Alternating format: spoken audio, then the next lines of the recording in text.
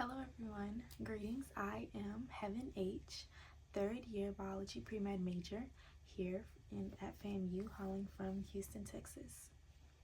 I live in the Village East Residence Hall.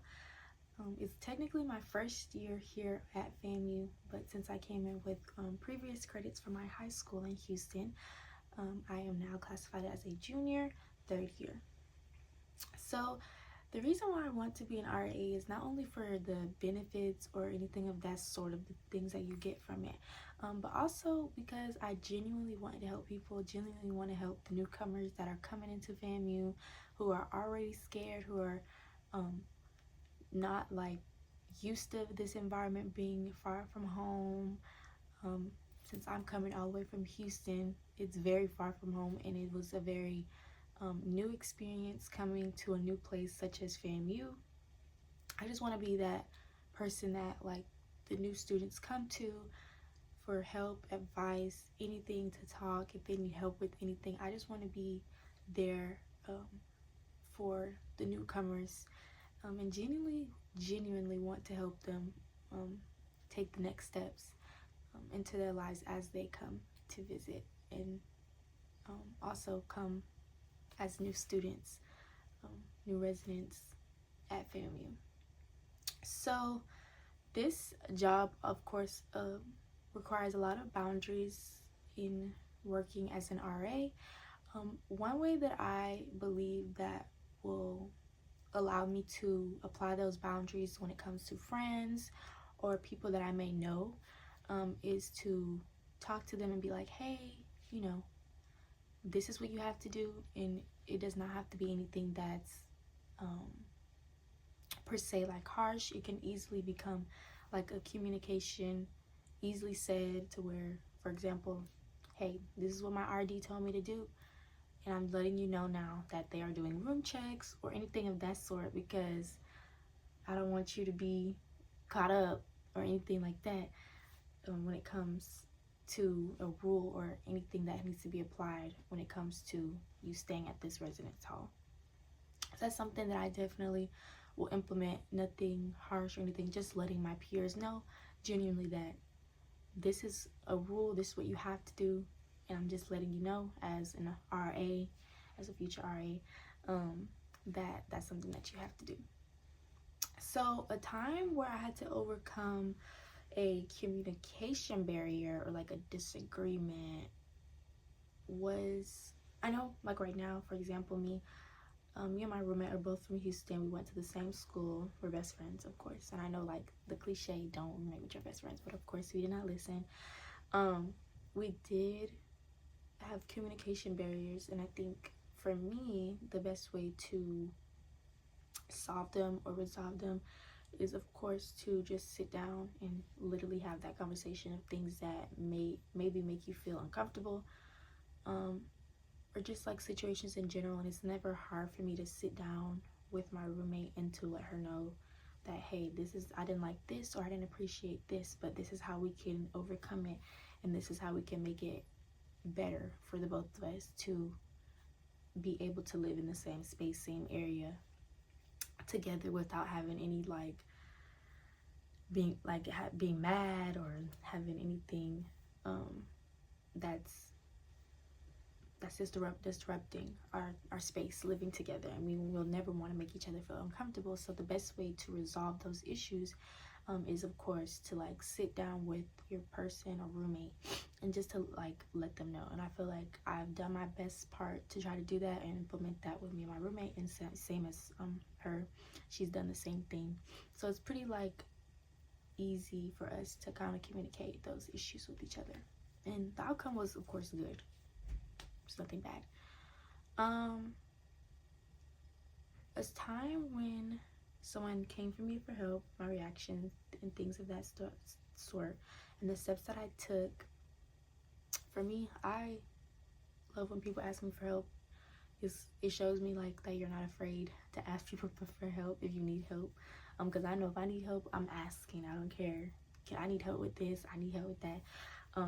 But for me, a step that I took is to ask them what they need help with, go over the issues or anything like that they need or may have,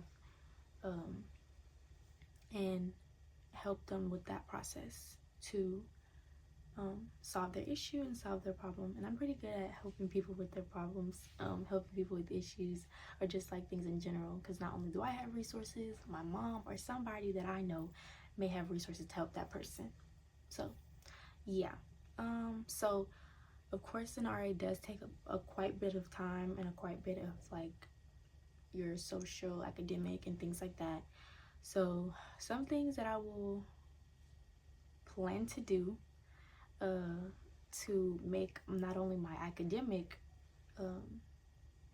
reasons on why I'm here a priority, but also my housing responsibility, is to literally delegate time, make sure that I have a planner, which I already do, set up reminders in my phone to not miss a meeting that has anything to do with my RA position or the time that management that it has. Literally delegate that time. That's the biggest thing for me, and I think I do very well with on time. I'm pretty very strict on time when it comes to responsibilities that I may have, whether it's academically or whether it's with my job. So I take that very, very seriously, and I think that's something that won't be an issue for me, as long as I focus, delegate that time, make sure my time management is top tier, and I think I will be fine. I know I will be fine if once I delegate that time, which I already do now, being that I don't have a job responsibility as of now, and I do a very decent job, a respectable job of managing my time.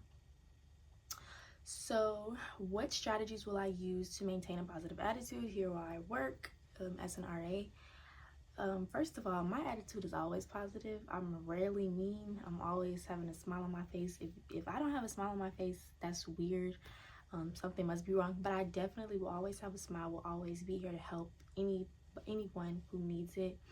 So maintaining a positive attitude for me is nothing that's not new to me already, and something that I definitely carry on with me throughout my life, and something that I don't play about. I'm always positive. I always got a smile on my face. You never see me without a smile. I'm always laughing. So that's something that's going to come very much easy for me. When it comes to how I plan on breaking ice and building trust with my residents, is generally asking them if they need help, making those conversations, speaking every time I see them. That's what will like bring the ice, and that's something that I implemented. Being my first time here, I gained trust with my RAs throughout campus. Also, another big one is how will I maintain my GPA? First of all, last semester was already, and maintaining that GPA was something that I struggled with, being that I was in a class that I wasn't necessarily ready to take, and I ended up taking it, which caused my GPA to go down. So this time I'm doing everything differently, making sure I'm watching not only the hours, but also how much effort it takes to be in each class. And so that's very important to me, not only to advise yourself when it comes to picking your classes and choosing your schedule, but it's also something that is very important to me. And I see that, of course, now, and how it definitely affects how you are going to move throughout your college experience, being that you might want to join something. Of course, me being that I want to be an RA, it's definitely putting some effect on how I chose the decisions I chose last semester. But yeah, thank you guys so much. I hope you choose me. My GPA is not there, but I'm getting it there. It's gonna be there. I promise that by the end of the semester, all A's on every class. I'm not playing.